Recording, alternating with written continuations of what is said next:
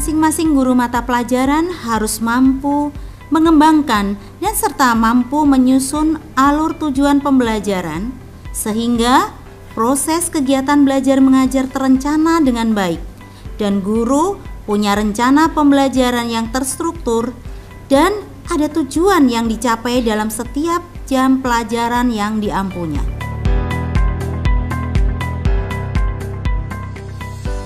Bismillahirrahmanirrahim. Assalamualaikum warahmatullahi wabarakatuh.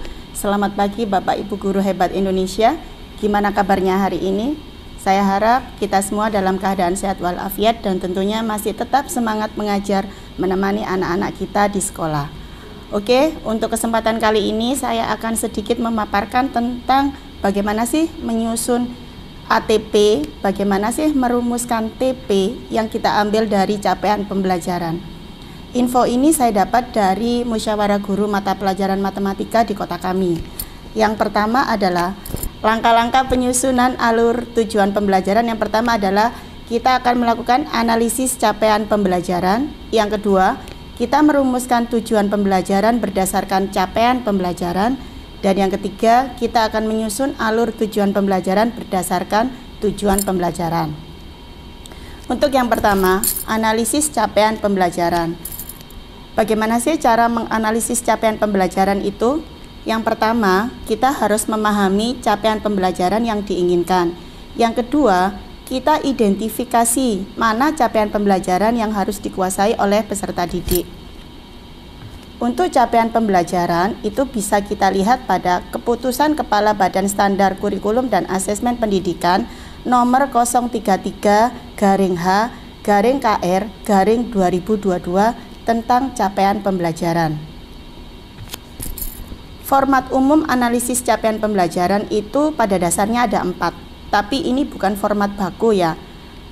Substansi pokoknya itu berisi tentang capaian pembelajaran, kompetensi yang dituju capaian pembelajaran, elemen CP-nya, beserta proyek atau profil yang ada pada capaian pembelajaran tersebut. Di sini, karena saya mengampu mata pelajaran matematika, maka saya akan mengambil contoh capaian pembelajaran untuk matematika fase E. Saya akan mengambil 2 elemen. Elemen yang pertama adalah tentang bilangan.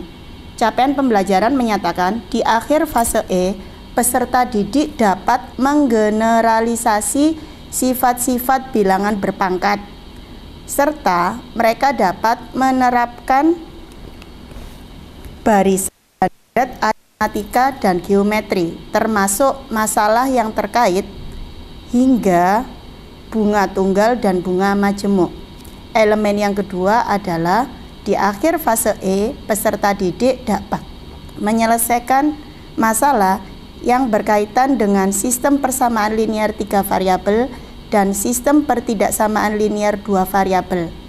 Selain itu, mereka dapat menyelesaikan masalah yang berkaitan dengan persamaan dan fungsi kuadrat, termasuk akar imajiner dan persamaan eksponen berbasis sama dan fungsi eksponen. Dari sini kita mendapatkan analisis capaian pembelajarannya sebagai berikut. Untuk kompetensi yang dituju adalah CP bilangan. Di situ ada 2 kompetensi yang harus dikuasai oleh siswa. Yang pertama, siswa harus bisa generalisasi, dan yang kedua, siswa harus bisa menggunakan.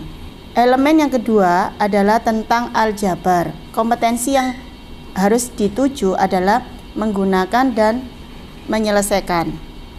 Elemen CP atau lingkup materinya untuk elemen bilangan adalah bilangan dan deret.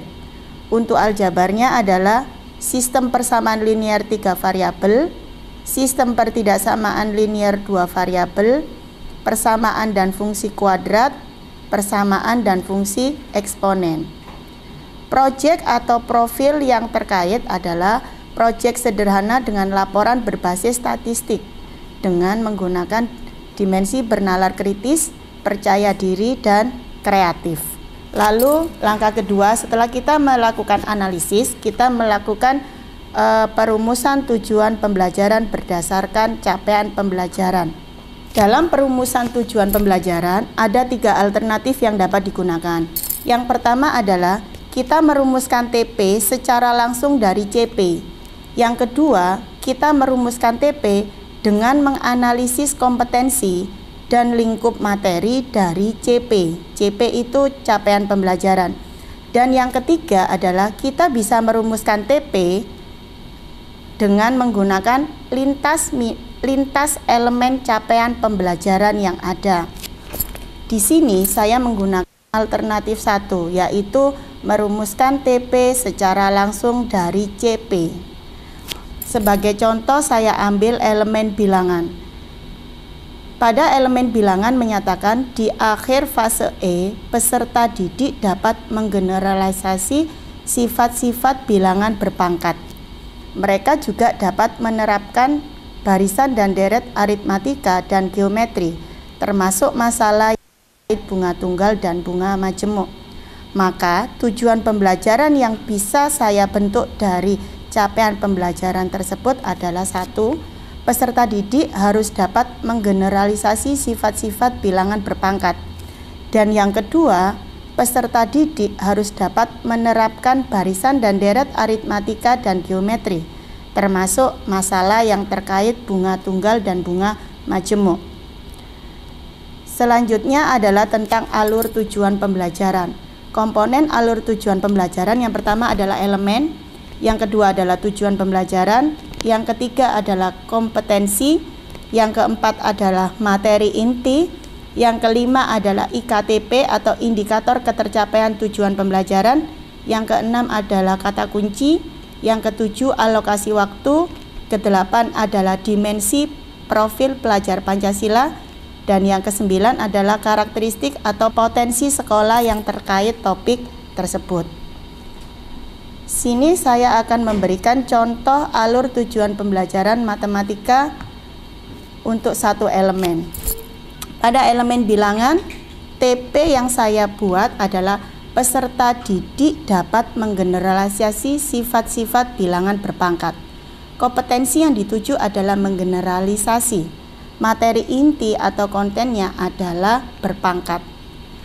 Indikator ketercapaian tujuan pembelajaran di sini itu sama halnya dengan IPK. Kalau dalam kurikulum 13 ada namanya IPK, tapi kalau di kurikulum Merdeka kita menyebutnya dengan IKTP.